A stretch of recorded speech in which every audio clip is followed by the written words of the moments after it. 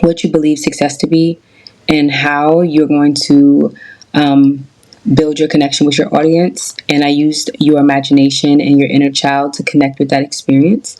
And now that we've upgraded to that, we're now in the inner teenager, and your inner self wanted to get the chance to speak. And this is what it usually looks like, where you believe that the territory that you're walking into or the environment that you're going to be placed in is not going to express exactly who you are or the things that you want to embody.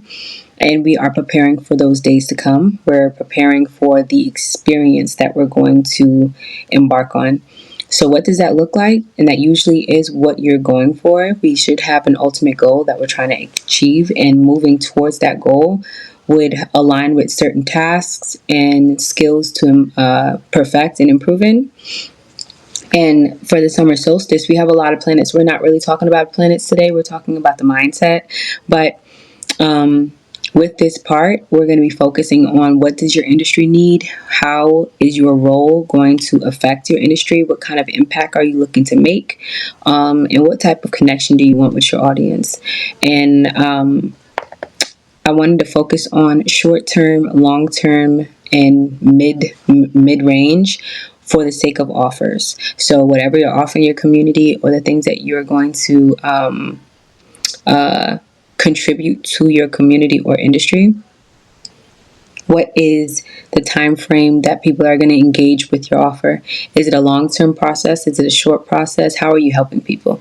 So that's one thing that I wanted to focus on this summer solstice video, because we could talk about planets all day, but when you have your offer formulated and you had it kind of like critiqued up into a certain point before you start engaging that offer with other people, there's but so much you can do on your own. You have to kind of like have people interact with it. So once that happens and you maneuver towards your goal, or at least attempting to achieve the goal with the ideal client that you have, how long do they interact with it before they gain what they're supposed to gain as a solution?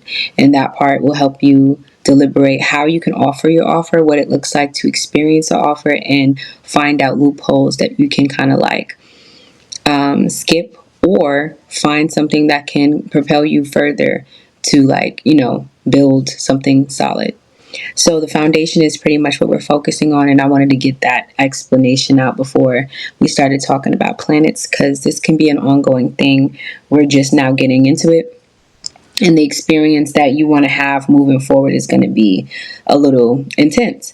So with the Imprinted Empire, as we've built our way through this, we are kind of having people understand that everything that you do should be leading up to your ultimate goal. So your ultimate goal is your MC. That's the 10th house. And we use your rising sign to travel the first 8 houses of your birth chart. That is how you deal with your internal world. After the 8th house, you deal with what you learned. Then you leverage it over to your career, and then you leverage your career towards your industry, which would be your 11th house, and then you go through that cycle again. So as you know, we start with the MC. Your MC will help you out, then you'll find your rising sign, and then you'll maneuver. But you could do your rising sign first and then find your MC, either way. So once you work with that, you're going to be able to know exactly what your rising sign embodies and the way you're perceived to the world. After you are figuring out who you are perceived to be, then you can know how you want to identify yourself and what parts you should alter so that it fits your ultimate goal. And then you can kind of, I want to say change, but this is a portion of transformation through your psyche, and your identity is the first thing that gets changed, and you need to alter that to the point where you feel confident to maneuver through the first phase of your journey, and that's usually the first house, identity. Then you go to the second house and you get your self-worth, your money, your income, and your material life, and the things you want to, or I should say the things you're going to need to experience everything else that you have on your journey. So pretty much want to focus on that. So outside of building a product or a service that you're going to be offering to your community, the experiences that you're going to anticipate along your journey are the things that you're going to help your community along the way with. Yes, they're going to have unmet needs that is already being complained about and kind of like discussed amongst the industry through your community. The best way is that the communities and people online are already utilizing social media for as a diary. So they're already putting out there what their complaints are. And if you're listening, you will be able to, that's pretty much like the research. You have to know what your audience is looking for. And once you find out what they're looking for, you'll be able to find a solution to their problems. Other than that, you are anticipating the obstacles that they're likely to experience on their journey so that you can provide offers for those challenges. So that's pretty much what it is. When you are working with your industry, you're gonna provide solutions and inspiration. That's how you make an impact. You have to inspire them with something, and utilizing things that are already created and innovating them, bringing forth a new way to utilize something, to experience something, is innovation. And I think that is how you're going to be utilized as an asset for people to hire you, or for you to put yourself in a position to be an asset for somebody to profit from. And that's usually the exchange of the human experience. Now,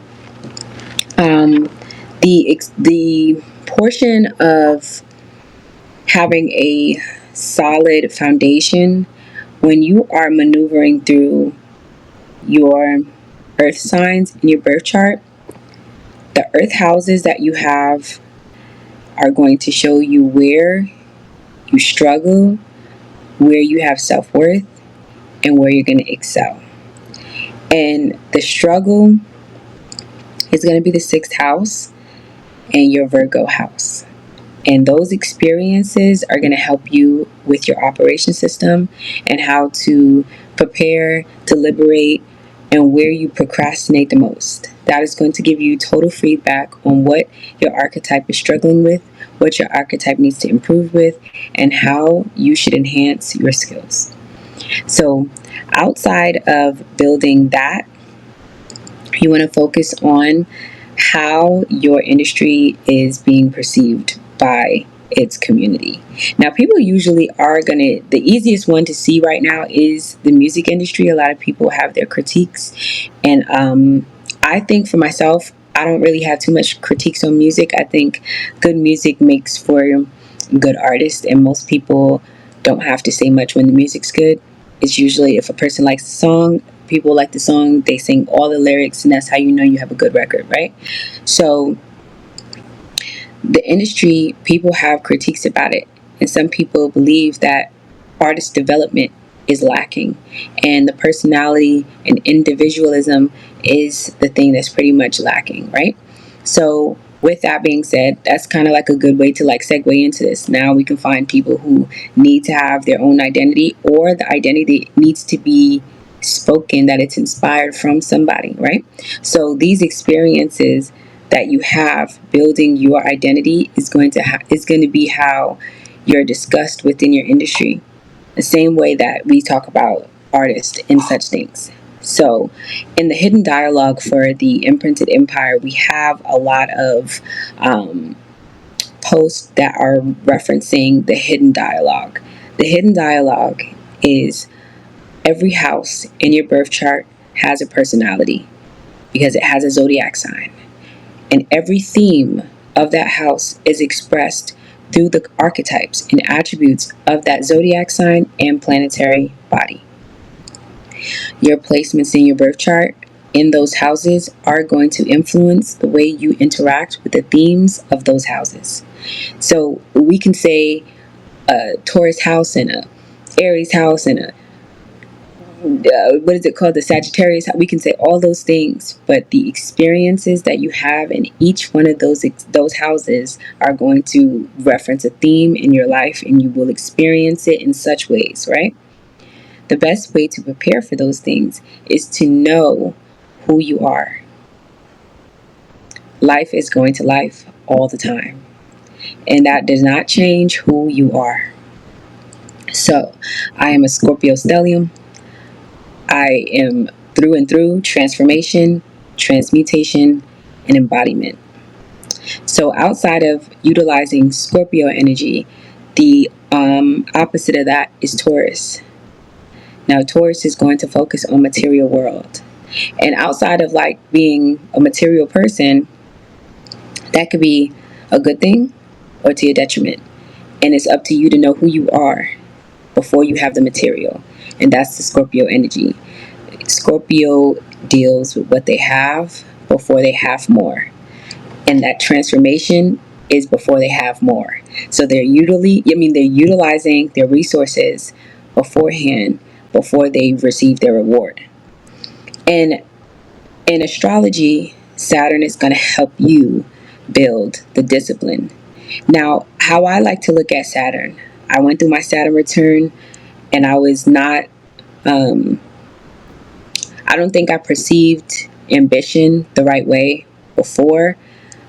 And after my Saturn return, I understood ambition to its fullest extent, to my knowledge, to my experience, to my awareness, to my phase of journey that I need to know. To this extent, I know the depth of ambition, right?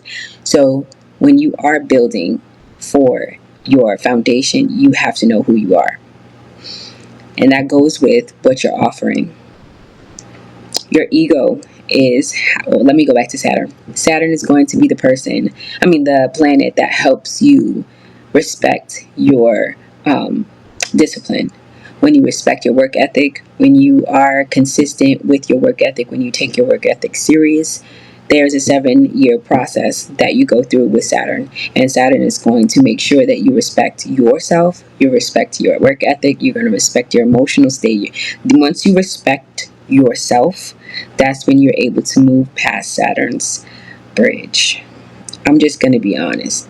A lot of people don't respect relationships and they don't get past relationships. That when you do not respect something, that is where Saturn is, because at this point, we should know that Saturn rules time in chronological order. You cannot change chronological order. You cannot change time to go to a time you want. You have to respect what time is. And that sometimes gets away from us because we will believe that we have enough time and we don't have enough time. Or we believe we're rushing and we don't need to rush. Respect that time is just what it is, right? So deliberation, I call a spiritual, I call procrastination a spiritual deliberation. So deliberating on your moves prior to the move being taken is what procrastination is. However, it should be the time that you have to yourself with your inner teenager, your inner adult, your inner goals, all those things that you want to achieve should be a spiritual deliberation. So when you're working with Saturn, you have to respect yourself. Your sun sign is going to be the archetype that is going to reference who you are at the end of your goal. Your sun sign is your ego. And your sun sign is going to get you into some if you allow your ego to tell you that it's time to go to the next level before Saturn has shown you that you now respect yourself, right? So I like to use the sun sign, and this is as a personality explanation. We're not talking about planets for real. We're just talking about the attributes and the contrast of each people that have to actually build an understanding about the planets in themselves, because people truly believe that they're not these attributes and characteristic traits of these planets. They truly believe there's a contrast. So if the contrast is there, Saturn's going to tell you that you have to believe in who you are, know who you are before you can live that life. So when you're building that respect for yourself, this is how you're able to maintain a level head to make decisions in frantic environment, in uncertainty. You have to have a level of calmness and stoicism. I think that's the word, stoicism, and open mind to make the decisions that need to be made in order for you to stay on brand for yourself, of course, but to stay in alignment with the goal that you're trying to achieve. So outside of the imprinted empire, the hidden dialogue is all 12 signs in the zodiac wheel for your birth chart. Each one of those houses is having a conversation with other houses through the aspects. And We have a couple of aspects that are going to be utilized throughout your days and throughout transits and all these other things. But you should know exactly what accesses in your birth chart actually work for your work ethic. And this is where you utilize your second house, your sixth house, with your ninth house. You're going to be utilizing your ninth house for the ultimate goal. How do you get there? Utilizing your second house and your sixth house. Again, your sixth house is the operation system and how you execute your plans to achieve your goal in the 10th house. So, again, how long are people going to be utilizing your offer through these experiences when you are anticipating what challenges they're going to be they're going to be experiencing? You want to make sure that everything that you have going on is going to tend to the experience your customer is going to go through, and that's how you help them, right? So what does it look like to help them after the first time, right? So not that you want some people to be recurring customers, but this is where you improvise. And improvising is going to be where you have to anticipate the challenges to its fullest extent. So after this, what's likely to happen? And this is where probabilities happen, and you want to do some groundwork and focus the research on trying to solve the problems that are in alignment with your ultimate goal. So every task, every piece of information, every skill should be lined up with the ultimate goal being what you're trying to reach. That's what I mean by staying on brand. So as I've explained the very few things that we talk and discuss about, I want to focus on let's see things. So give me a second. So I wanted to focus on the story behind the artist, the attributes of the character. The archetype has a beginning stage and the end stage. Just like in a movie, we know the character before the end of the movie. Now we know the character at the end of the movie.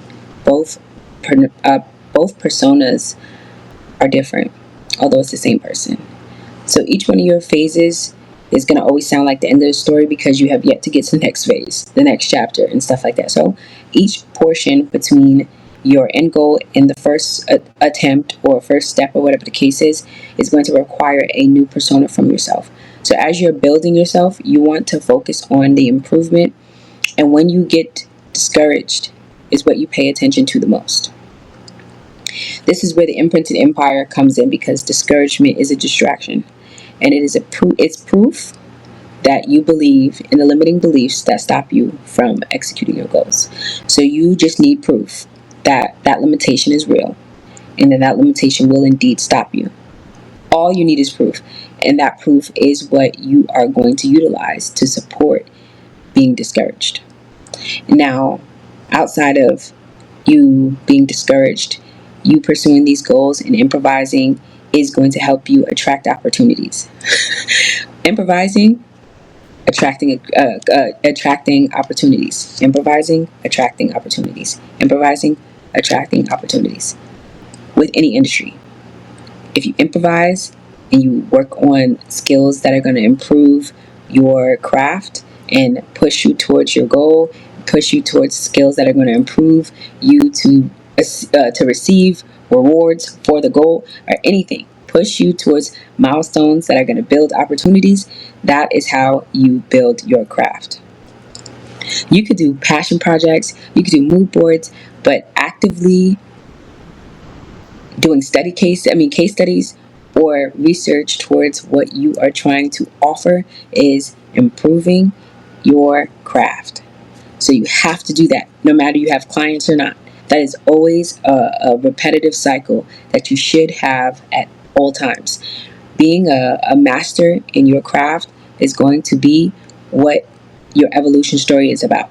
Now this segues into, why is your offer being offered in this specific way? Now everybody can offer. Everybody can offer a ring. Everybody can offer a pen, right? But the person who makes the pen had challenges, and they had experiences that made them feel inadequate, and all those things help them believe that they needed some type of support that they didn't have once they were experiencing it. So after they experience it, they know that they needed this along the way. So now they make something that is going to help them along the way after the fact, right? But they now know that whatever they make is going to be useful for the person that has not experienced that path yet. So everything that you experienced the first time around and you did not have with you as a tool, you did not have with you as something that would be of help or assistance to you. Now that you've made that for other people, this is the experience that I'm talking about. Is that offer that you're giving them a short-term experience, a long-term experience, a mid-range experience? And how long will these people be utilizing your craft? That is what you need to find out before you are actively marketing anything. There is a life cycle of your offer, and that's what you find out through the hidden dialogue. Outside of the hidden dialogue being something that you have to build on your own, it is solely based on your efforts and what you're willing to give. You're willing to give time and dedication to. So the evolution story of the artist is your beginning stage, as if you are a main character in your story. And then you have the first cycle, second cycle, third cycle, and that cycle could stop and that be just your first chapter. Then you start your second chapter, and that could have about 7 to 12 cycles. These experiences are going to last a long time, and documenting them is going to be your sweet spot in helping people in your industry or people who gravitate that have future collaborations with you, all the above. So the Imprinted Empire is solely based on how you can utilize your limiting beliefs to navigate your industry. Your limiting beliefs are flaws. However, your flaws always should be nurtured. And that's where I find I am most useful. So again, I am a psychology-based astrologer. We are going to talk about all the things I want to say psychologically, but more of a conscious-based. We want to talk about consciousness. We want to talk about the inner world. We want to talk about things that are going to help you transmute limiting beliefs into prosperity. We want to utilize every flaw as something to be nourished so that you can bypass distractions that are proof of your limiting beliefs. So my phone's going to die and I don't want to be on here too long and it die on you guys. So see you later.